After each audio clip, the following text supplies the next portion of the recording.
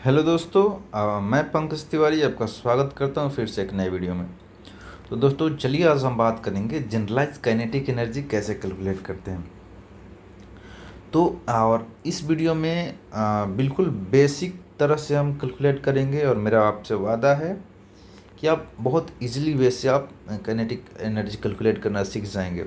और मैं आपको बता दूं कि kinetic energy velocity generalize velocity calculate करने के लिए यदि आप एमएससी बीएससी में हैं तो ये क्वेश्चन आपके बोर्ड एग्ज़ाम सॉरी आपके कॉलेज एग्ज़ाम में जो होता है, आपके कोर्स एग्ज़ाम में ये आता ही आता है, मतलब मैक्सिमम चांस है कि आता है। तो बस आप वीडियो को एक बार देख लें, 10 मिनट का वीडियो होगा और बहुत आसानी तरह से आप सीख जाएंगे। तो के जो होता है यहाँ टी से हम डिनोट करते हैं, ठीक है। टी को हम के से डिनोट करते हैं। इसका हम फॉर्मूला क्या पढ़े थे, 1/2 m v², यहीं पढ़े थे हम। अब हम आपसे बोलें कि 1/2 m r डॉट का स्क्वायर कर दो तो कोई प्रॉब्लम है। v vector dot v vector, कोई प्रॉब्लम? कोई प्रॉब्लम नहीं। एक लाइन और एक्स्ट्रा लिख दिया वहीं पर, ठीक है।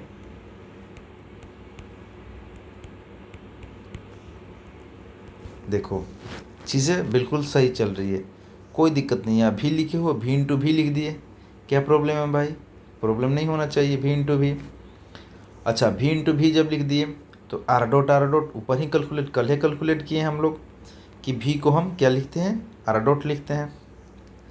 भी बराबर d r by d t, और d r by d t को आर डॉट से डिनोट करते हैं, ये तो हम जानते भी हैं।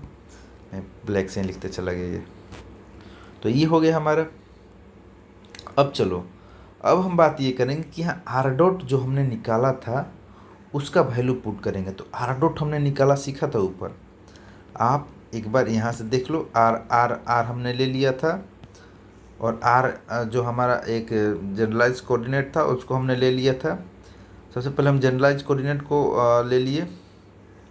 जनरलाइज कोऑर्डिनेट हम मान लिए कि एन जनरलाइज कोऑर्डिनेट है, उसका पोजीशन हम लिख दिए आर। फिर उसका जनरलाइज डिस्प्लेसमेंट निकाल दिया हम डेल आर करके। फिर वहाँ से उसी पोजीशन से हम आर लेकर पोजीशन वेक्टर आर लेकर, आर का जो हमने पोजीशन वेक्टर लिखा था उसका डॉट प्रोडक्ट कर दिया, सॉरी टाइम डेरिवेटिव कर दिया। तो टाइम डेरिवेटिव कर दिए तो डी बाई डी टी करके आर डॉट आ गया हमारा। तो जनरलाइज वेलोसिटी भी हमारा मिल गया। अब उसी आर डॉट को हम यहाँ लिखेंगे। तो आर डॉट हम कैसे निकाले थे, अब देखो 1/2 m, ये तो बाहर आ जाएगा।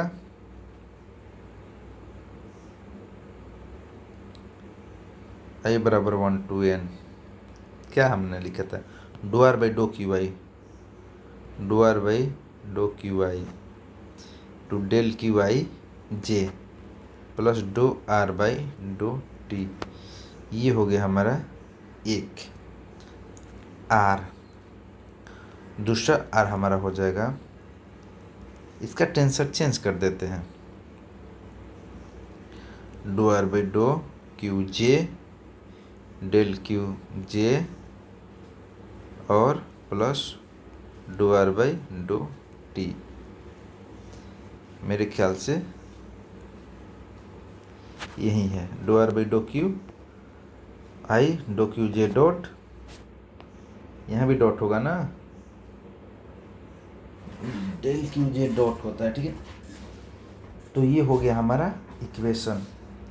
अब हम क्या करेंगे, आप इस चीज़ को यहाँ थोड़ा समझना, वेलोसिटी को आर डॉट क्यों लिखना है, क्योंकि देखो ये जो हमारा वेलोसिटी है, सॉरी आर डॉट है, अगर हम सेम सेम टेंसर ले लेंगे इसका और डॉट प्रोडक्ट करेंगे तो ये जीरो हो जाएगा।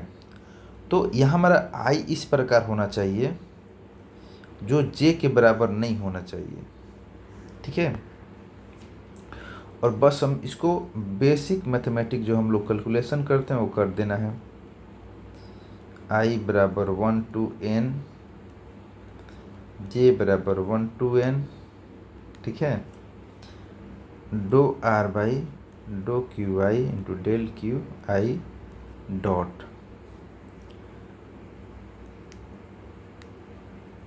डो आर बाई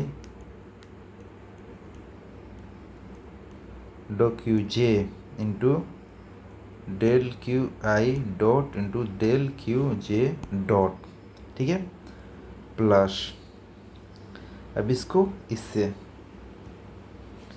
आई बराबर 1 to n d are by dough Q I into del Q I dot multiply यहाँ d are by dough t plus j बराबर 1 to n, अब इसका इससे d are by dough Q J into del Q j, और ये are का हम कहीं कहीं मेरा वेक्टर छूट गया होगा, do are by dough T, अब लास्ट बचा है D T do are by dough T, और ये तो सेम है तो इसको स्क्वायर करके बड़ा ब्रैकेट में हम चढ़ा देंगे और बस हमारा काम हो गया। ये देखो ये डबल टेंसर है, ये सिंगल टेंसर है और ये जीरो टेंसर है। इसको हम थोड़ा सा सजा दें, ऐसे भी सजा कर लिख सकते हैं, आई बराबर 1 जे बराबर 1 to n d are by dough Q j del Q j, अरे ये d are by dough Q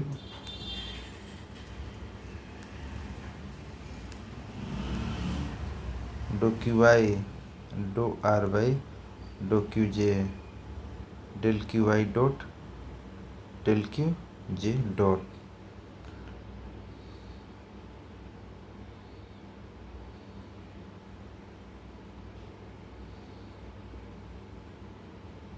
ये लिखने का ज़रूरत नहीं है, वैसे लिख सकते हैं बाकी चलो ठीक है, ये हम क्यों लिखें। अब t बराबर हमारा जो होगा t1 प्लस t0,